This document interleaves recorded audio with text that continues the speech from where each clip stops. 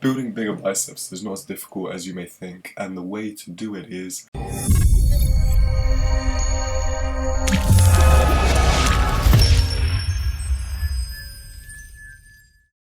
Hey guys, welcome back to another one of my videos. Why am I here to watch this weird foreigner's video?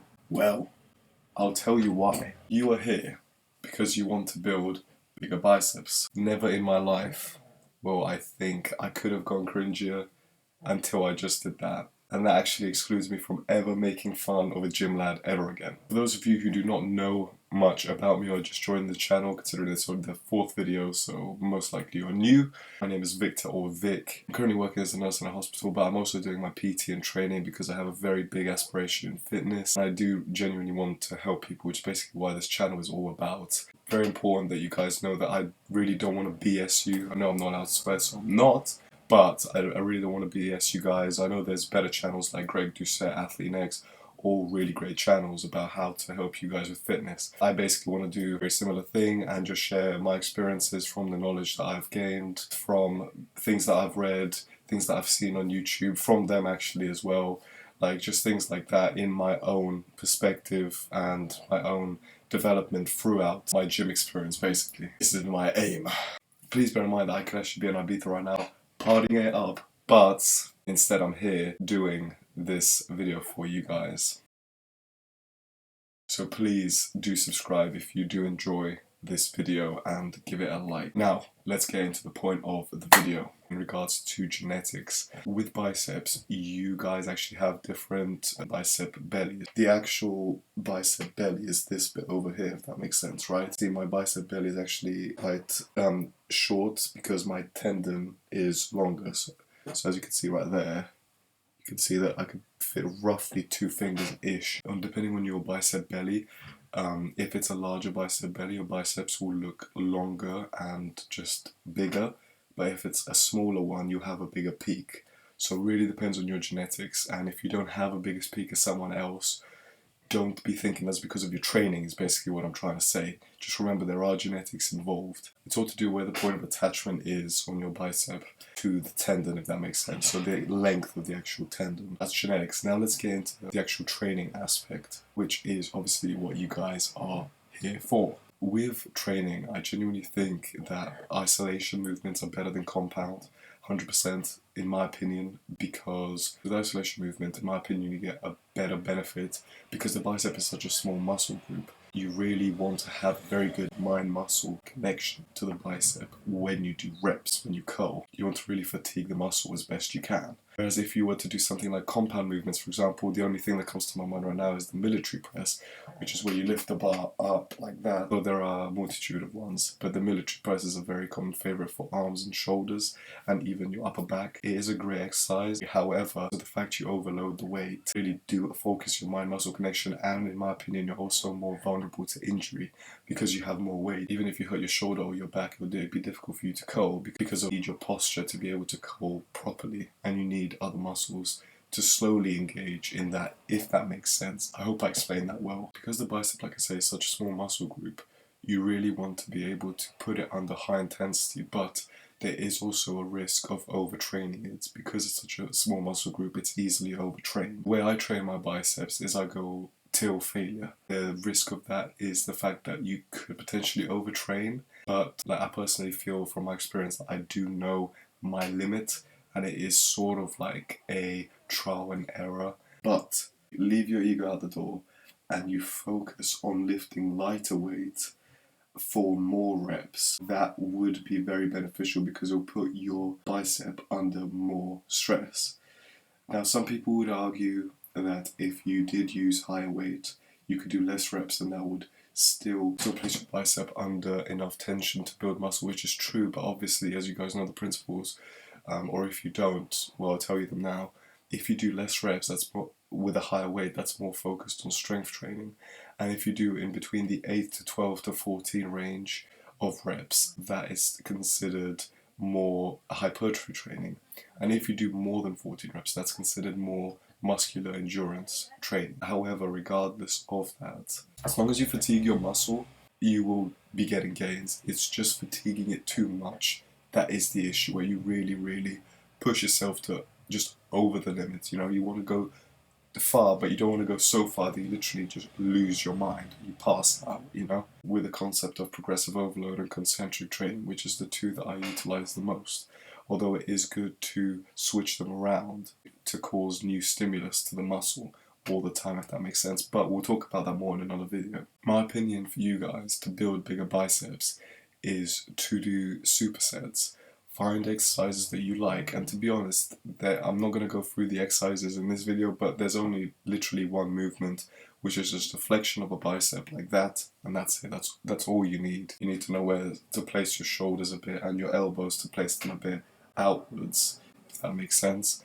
But we'll talk about that more in another video. But all you really need to think about right now is the basics, and that is literally just flexion of the bicep will cause, obviously, the bicep to be flexed.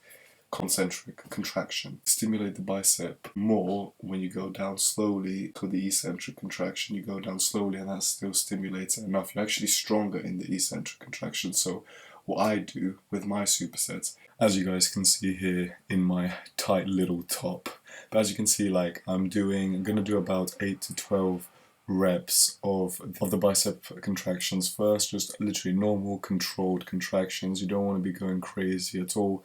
Literally just keep every rep nice and controlled, but don't go too slow on the eccentric until just a bit later on, which I'll show you right now. So as you can see, it's the weight's getting really tough. I'm more increasing the eccentric now, and in a second you'll see that I literally go back, properly use my whole body just to lift the weight up because it's just getting so much for the biceps, but I go really slowly down on the eccentric contraction, and that's literally how I do my sets. This is a bit more fit from the future. I literally just wanted to explain to you guys the second one because unfortunately I couldn't download it from my phone for some reason, I don't know why. But anyway, literally the second exercise that is part of the superset, because supersets always consisted of 2 exercises. So the second exercise was the seated dumbbell curl. So essentially I was literally just sitting down on a bench, just any bench, and you literally just curl up. That's it, that's literally all there is to it. And eventually I just did cheat curls. So I was literally, when the weight got too much for me, in a straight back position. When the weight eventually got too much for me, I just used my whole body, but in a straight back. I didn't bend my back or anything, didn't flex it, or even hyperextend it back. Literally just keep it in a straight back position, reduce my chance of injury, and literally just go like that, and then go slowly down. Go like that, go slowly down. That's essentially all I did, and that was the superset completed. Now, back to past vid, and you guys will know when you've overtrained, by the way, because your biceps the next day will literally ache. Like, I've had moments where I literally could not flex my arm. It definitely does happen sometimes if you haven't been to the gym for a while and you go and you do a really hard session, next day your biceps will ache, but you will know if you have overtrained. I can assure you of that, because you literally will not be able to flex your bicep will be hurting the whole day. Trust me, it is not a nice experience. And also, when you go with the bicep, I'll try and display it here, right? Ready? So, I'll try and display it here, right? So you literally, when you tense, let's imagine I have a dumbbell here. So, with this dumbbell, when I contract and I tense, I squeeze all the time. When I squeeze, it's with the mind muscle connection, squeeze my bicep, that will just cause more of a stimulus and then go back. Do that normally, and then eventually with the cheat codes, I'll use my body to lift the weight up and then go down slowly with the eccentric contraction down.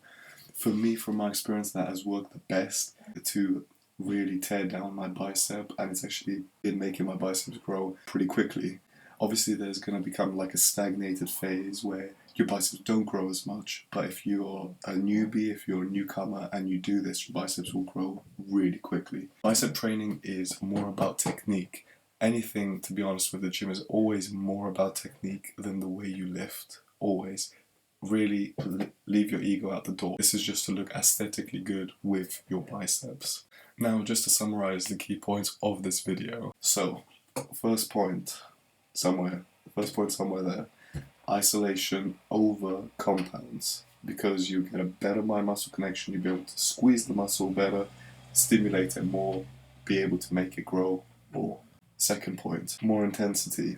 aka supersets. There's different ways to form intensity, and we will talk about this in another video. But you could do supersets, you could do giant sets, you could do drop sets. You could literally just research this for now, but I will cover this in another video. The superset is basically just doing 2 exercises consecutively, one after another, but it's only 2 exercises. And you do it without rest. So literally, the moment you finish one, then you go straight to the next one, and that just really fatigues your muscle. The supersets I definitely recommend for smaller muscle groups like bicep, tricep, and shoulders. And literally, the final one is literally leave your ego out the door. Just leave it. Just tell it to. I'm not going to say it because YouTube will ban me or something will happen, especially with my 4th video. They'll close me down.